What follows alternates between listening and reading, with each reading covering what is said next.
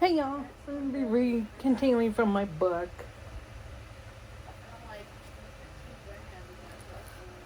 This section is going to talk about child labor. So, just as a fair warning, child labor in the Southern Cotton Mill. Jacqueline Dowd Hall, James Ludis, Robert Korstad, Mary Murphy, Ron Johnson, and Christopher B. Daly.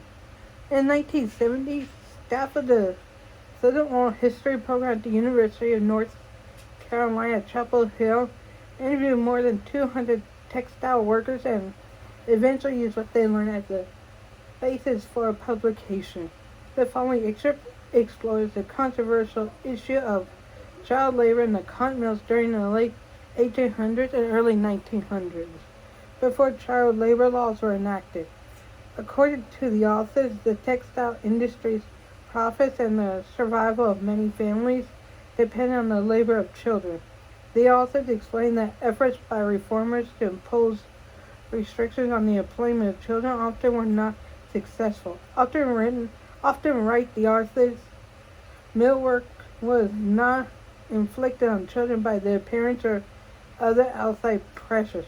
For some, it was a source of pride, of money, and of fun, and even with the long hours and hard work, children themselves chose the mill over school or staying at home. At the time the excerpt was published, author Jacqueline Dowd Hall was professor of history and director of the Southern Oral History program. James Leotis, I think that's how you say his last name, Robert Korstad, and Mary Murphy were doctoral candidates in American history at the University of North Carolina. Llewellyn Jones was an independent scholar at the National Museum of American History, and Christopher B. Daly was Boston State House Bureau Chief of the Associated Press.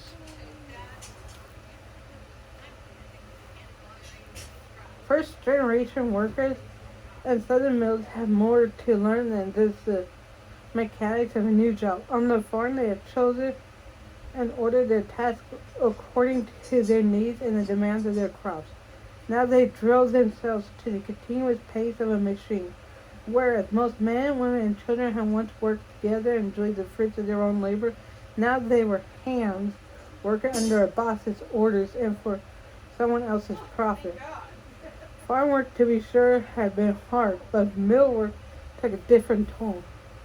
Mill hands rose early in the morning, still tired from the day before. For 10, 11, or 12 hours, they walked, stretched, leaned, and pulled at their machine. Noise, heat, and humidity engulfed them. The lint that settled on their hair and skin marked them as mill workers, and the cotton dust that silently entered their lungs could eventually cripple or kill them. At best, mill work was a wrenching change. Reliance on the family labor system meant that the Southern textile industry's growth was based to a large extent on the labor of children.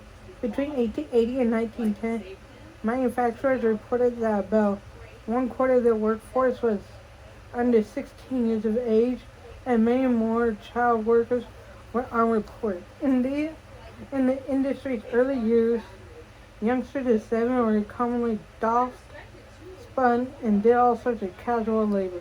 Originally, the official definition of children applied to youngsters up to age 8, but later rose to age 12, then 14, and finally 16. Nevertheless, young people remained crucial both to the industry's profit margins and to their own family's survival. Child labor was by no means unique to the South.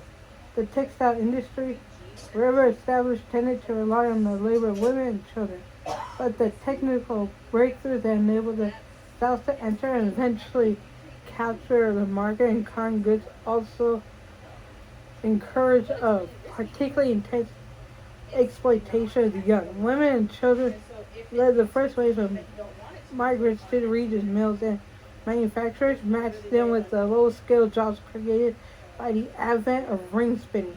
A study of women and children laborers conducted by the U.S. Bureau of Labor in 1907 through 8 found that half the spinners were under 14 and 90% were under 21. As worker Naomi Brown put it, that's where they put the children.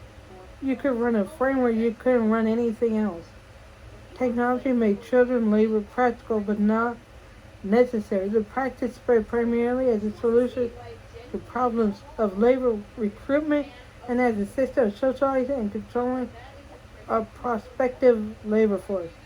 South Carolina industrialist William Gregg founded Graniteville, the old South's premier cotton mill, had hoped to attract the daughters of impoverished farmers. Young single women failed to show up in large numbers, but Gregg continued to believe that the large class of miserable poor white people among us might be induced to place the children in a situation in which they would be educated and reared in industrious habits. His words captured the industry rationale.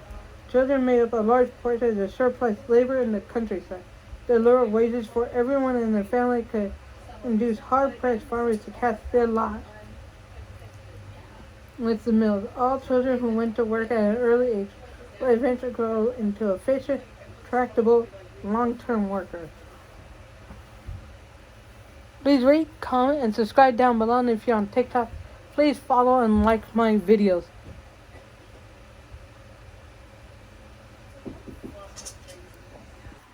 And if you want my username on eBay, please comment down below and ask.